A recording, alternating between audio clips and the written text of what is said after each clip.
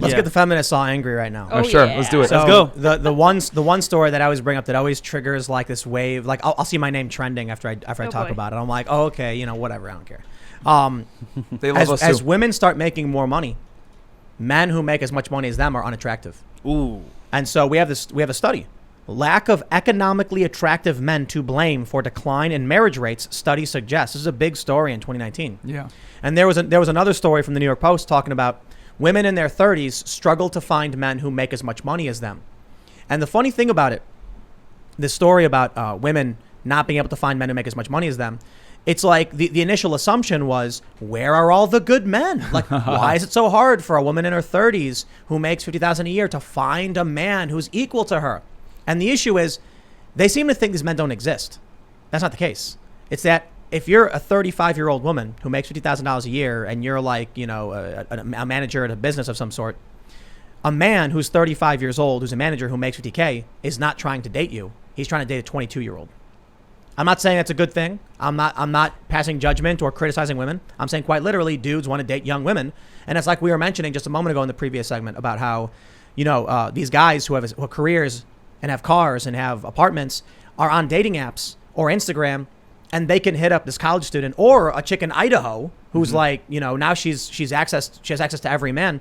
So this 35-year-old guy is not trying to hook up for the most part, or at least I should say is a tendency. So then you end up with women upset they can't find economically attractive men. And then you end up with the study talking about divorces. Yep. That when men don't make more money than the women don't want to be in the women don't want to be in the relationship anymore. Yeah. And this is an uncomfortable reality for women. And the thing is that women got to understand that men have standards too. It's just that I know it's shocking, right? Men have standards. Because like the thing is this: if a woman says, "I want a man that makes a certain amount of money, $100,000 a year," tends to be what most women want, 6 feet tall, attractive, whatever, confidence, that's okay. That's considered preferences. But if a man says, "I want a woman that's young, attractive, and not annoying or crass," that's considered discrimination. And that's the problem. And a lot of women don't understand this, because if a man speaks his mind on what he really likes in women, he can get canceled, be called a misogynist, whatever it is. So very few men tell the truth about what they're attracted to in women. And the reality, ladies, I'll tell you, the more money you make and the older you get, the less negotiating power you have in the relationship world, because the things that make a woman attractive are not the same things that make a man attractive. Women think a lot of the times tend to base their value on masculine traits, how much they earn, their career, etc.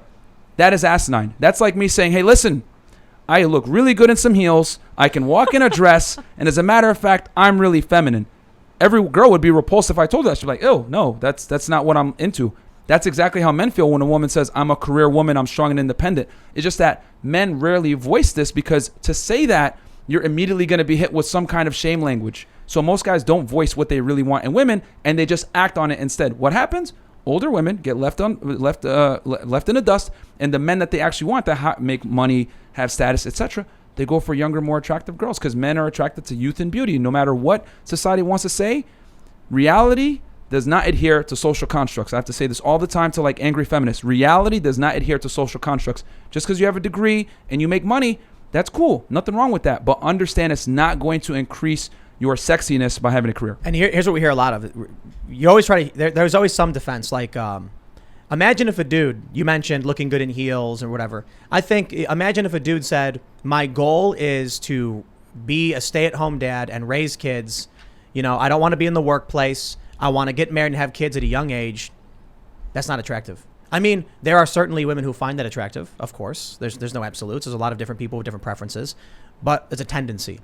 You Absolutely. say something like that, this is what triggers the feminists. This is Facts. why they tweet about it, because guys want to go off on adventures. Guys want to go hunting. Guys want to accomplish that goal. They don't want to be stuck at home. They want to be, it's different. Obviously, there are guys that do. Yeah. There are guys that wish they could spend more time with their kids.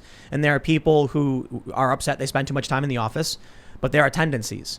So if you're put it this way, the house always wins, right? Mm-hmm. You know why the house always wins at a casino?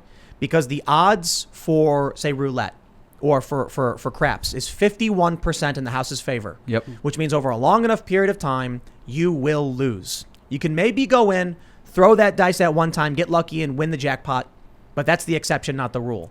When it comes to dating, even if it's just 51% of men who don't like this and 51% of women who don't like that, that's a pressure where you in the dating marketplace will keep experiencing this. And you'll say, why is it so hard for me to find a guy who just wants to be a stay-at-home dad? Or a guy who says, why is it so hard to find a woman who just wants to be the CEO of a company to be my wife? I got a perfect segue for that. You just said something magical, which I have to say on the podcast. As you guys know, on our show, we bring ladies into the show, a lot of career women, a lot of women that are entrepreneurs, and they ask us, how do I land a guy like this? Or they just, they toss me to the side, whatever. The problem is that a lot of women don't understand that concept you just said. A lot of women operate on possibilities instead of probabilities. And the reality is, the probability is when you have a lot, when you make money, you're successful, you're a strong, independent woman, and you're in your 30s, the probability that you're going to find an attractive man that makes as much money as you, if not more, is confident, attract, all these traits that women typically want in men, the probability is low. But the problem is this. I'm going to say it. A lot of women live in a Disney fairy tale, okay? Women are told life is all good, sugar and spice, and on top of that, privilege is invisible to those that have it. If a woman was attractive in her 20s and late teens and was getting attention from men, she's going to continue to think, I will continue to get the same attention and validation from men into my 30s. But they don't realize until they're in their 30s and they're not necessarily as attractive and they can't compete, right, on what men actually want, youth and beauty.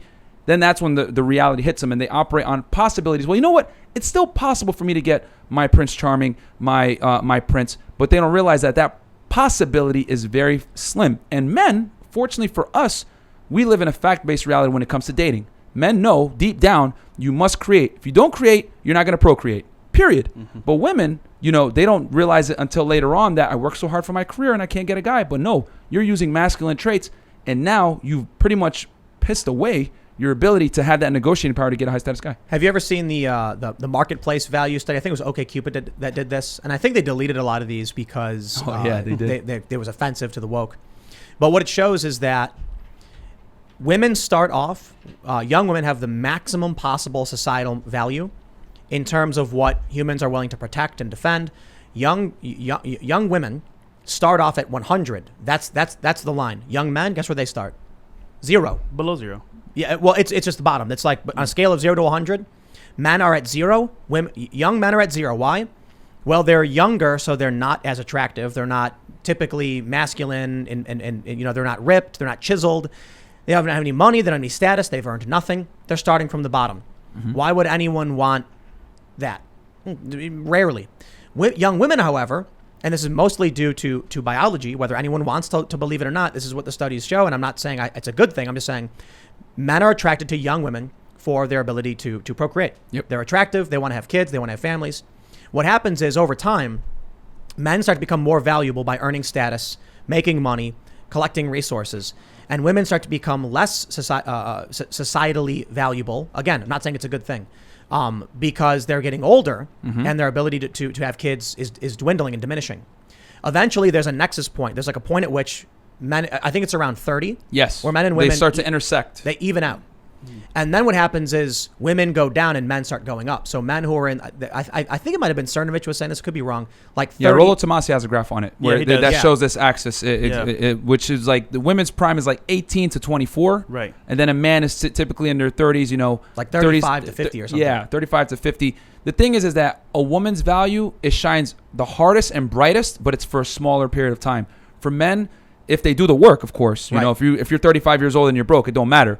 But if you do the work, you can shine for a longer period. And I want to stress too, this is not a personal opinion of value. This is a number based on the study I'm referring to looked at messages.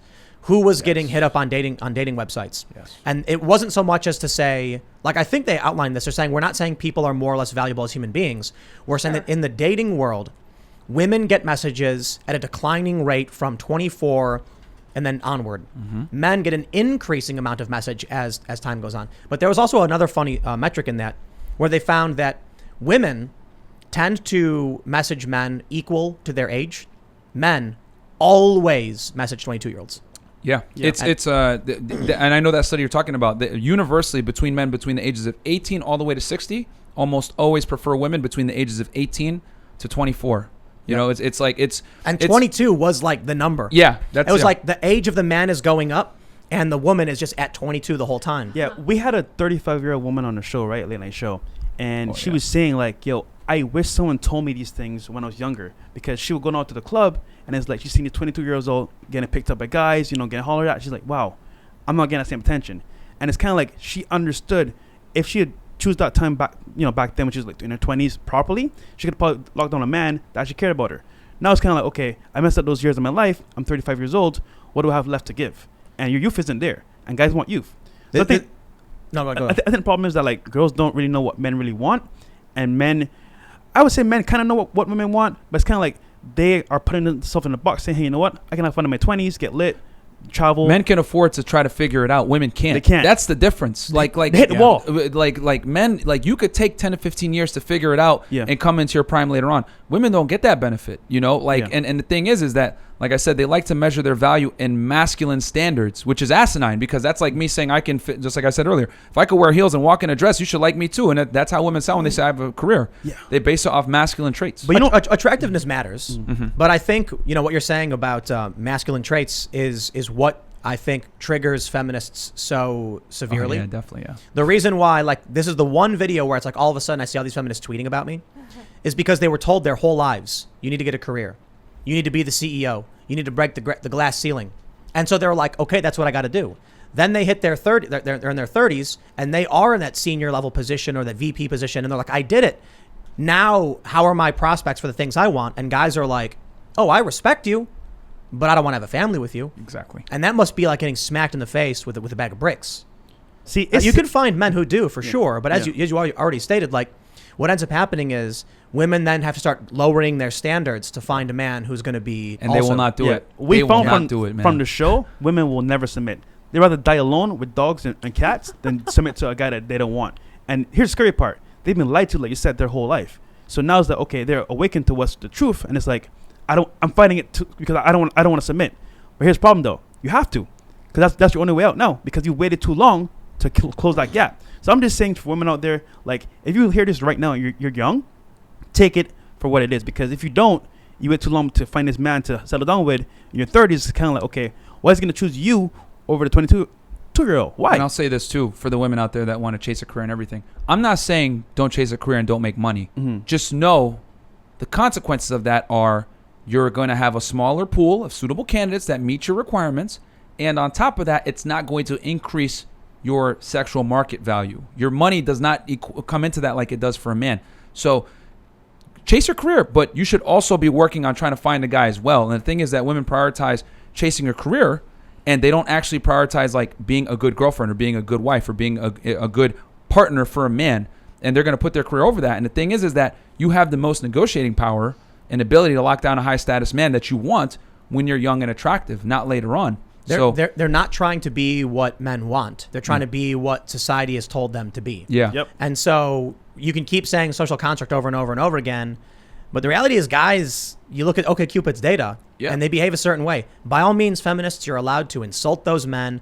When I did the segment, they were like, you know, Tim Pool's basically saying that men are losers who are immature, and I'm like, fine, I don't care. I'm not saying it's wrong. I'm saying if that's what you believe, you're allowed to believe that. You're allowed to be upset that men don't want to date you. Just recognize that's what the data shows, and I'm not saying it's a good thing. But that's literally, the studies come out from several different outlets saying guys want 22-year-olds. Yeah. They don't care about career. In fact, salary is bad.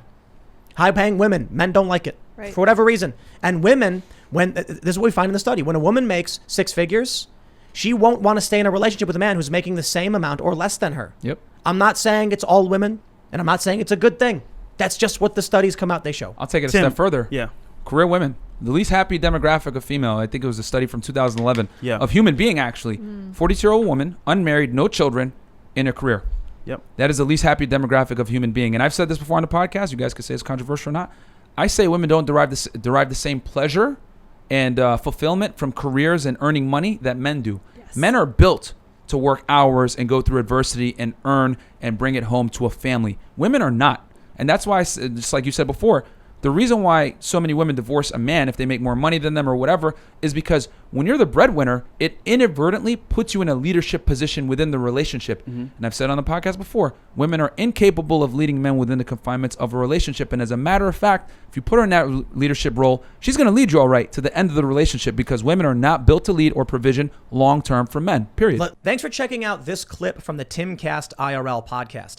If you want to see the full show, come back to this channel, youtube.com/TimcastIRL, Monday through Friday at 8 p.m., where you can leave comments and super chat, and we actually will read your comments on the show.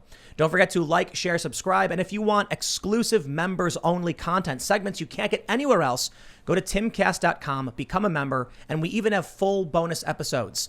Thanks for hanging out, and we'll see you all next time.